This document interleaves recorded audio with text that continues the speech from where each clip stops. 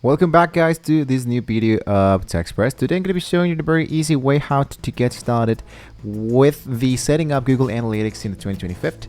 This is a beginner's guide. I'm going to try to make this really fast and really easily. So the first thing to do is to have a few prerequisites or let's say create your Google Analytics account. So if you open your web browsers and go to analytics.google.com, let's say like this, analytics.google.com. This will be sending you directly into the Analytics website section. So make sure that you are logged into your Google account in order to continue. If this is the first time you're using Analytics, you'll see a blue button that says Start Measuring. So click on it. You'll be asked to create an account, give it a name that makes sense for you, like your business name or your full name, and then click into the next.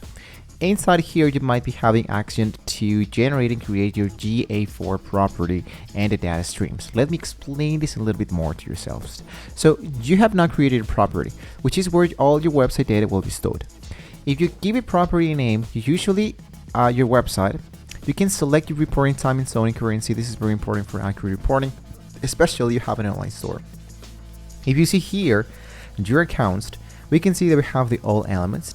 We have, for example, the blogger code. So this is all our actual created elements that we could generate so far.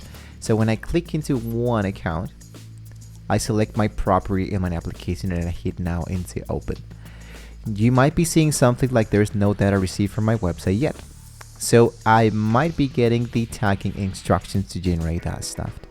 So here, what I'm going to be doing here is just to select my collection and data modifications. So what I can do is to start by adding and set up, for example, my data streams. So what I needed to do, of course, is to change the streamed section. For example, my web stream, this is the website URL.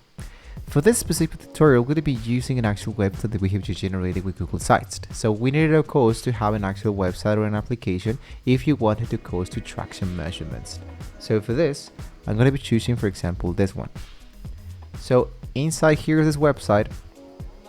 I'm going to be selecting my published site, and I wanted to make sure that this actual website works. If this website does not work well, we don't have to worry about it. Then I'm going to be focused here a little bit back. Let's go for settings. I go for my domain. I delete my domain. I head back. Now I can be choosing an actual site, which in this case, this is the published website I would be using. It might be taking a few minutes to check out that it actually works, but it does actually work. So what I need to do is to track this information into Google Analytics by going back into Google Analytics, select my web stream, which is actually this one, deleting the HTTPS section, which is this one already added. The stream name in my case is Google Sites, and I update the stream. So here I have the measurement ID, which is in this case this one. For Google website, it will be really easily, because what you need to do is just to go back directly into your website, go for settings, go for analytics, and choose the Google Analytics measurement ID, which in my case is this code. I enabled it, I head back, and the ID has now been updated. Just like that, it has been done automatically. Now here, what I can do is to enable the events, all the page views, all the scrolls, the outbound clicks, the site search, the bid engagement, the files download, the form interactions, everything added correctly added in here. So I can now go back, and my data streams has now been added so far really easily. With this being said, I can go back into the home dashboard and now start getting tracked of all this information. Now, you can start by verifying and do this process. Let's say if you don't have a Google site, you have a tracking code. When you get a tracking code, it might be looking something like this.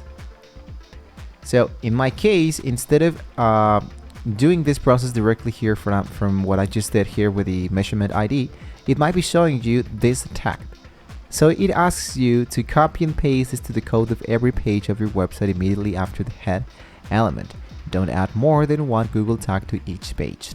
So if you have a specific question, if you have let's say trouble for different websites, because this process is a little bit different to add this from different websites. For example, if I wanted to add a tag to my Shopify website, I might be founding this section where this is the Shopify Help Center to adding the Google Analytics.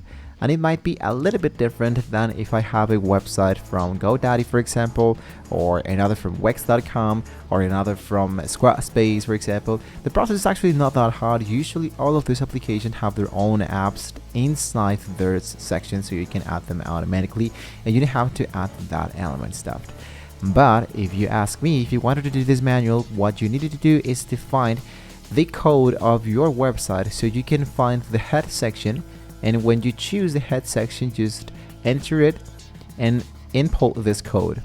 So you can be now checking out the test installation and the testing of the Google installation. It might be looking like this, that it was correctly detected into your website and you're good to go. This is just an actual element of how you can actually add our Google Analytics directly, of course, Google sites into Google Analytics. And what you can do now is to start by checking out the reports, real-time overview, real-time pages, generating the leads, drives and sales, and all of that elements. So this is how you can actually get started with the Google Analytics, guys. So just in case you have any questions, you can let us know in the comments below. Thank you guys so much for watching the video, and well, hopefully we can all see you guys next time.